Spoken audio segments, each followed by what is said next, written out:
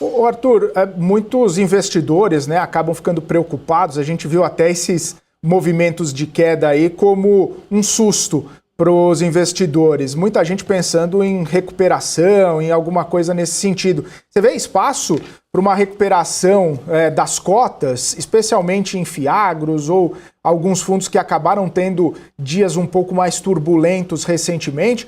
Ou a gente ainda precisa caminhar um pouco mais, entender um pouco mais esse cenário macro, essas interferências, né, dentro da indústria para buscar esse processo de estabilização?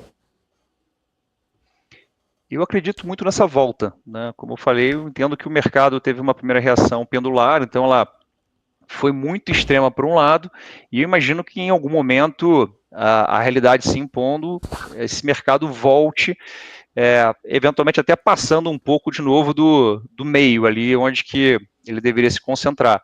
Então tem uma expectativa muito positiva de retomada, como eu falei, os juros mais relevantes, ele vai impactar positivamente o nível de distribuição dos fundos, e isso certamente vai atrair os investidores que vão retomar a análise desse tipo de investimento. Ressalto, esses fundos são isentos e a isenção ganha muita alavancagem quando você aumenta a taxa Selic, né? Então, se eu tenho uma Selic a 10%, a isenção de 15%, eu tenho quase que 1,5 a mais de spread dentro daquela operação, só considerando a Selic, tirando o spread de risco de crédito que você também ganha um pouco mais com essa isenção.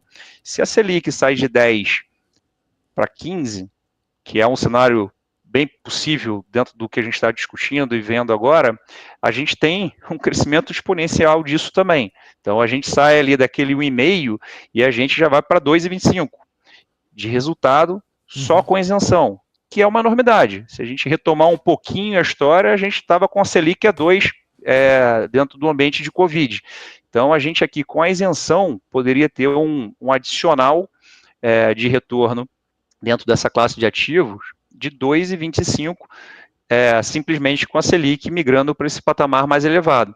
Então, acho que é natural que os investidores, começando a acompanhar a performance dos fundos e o tempo que isso é difícil de precisar, né, mas eu imagino que é natural que, ao acompanhar e a performance vir, esses investidores retomem aí as suas alocações nessas classes de investimento.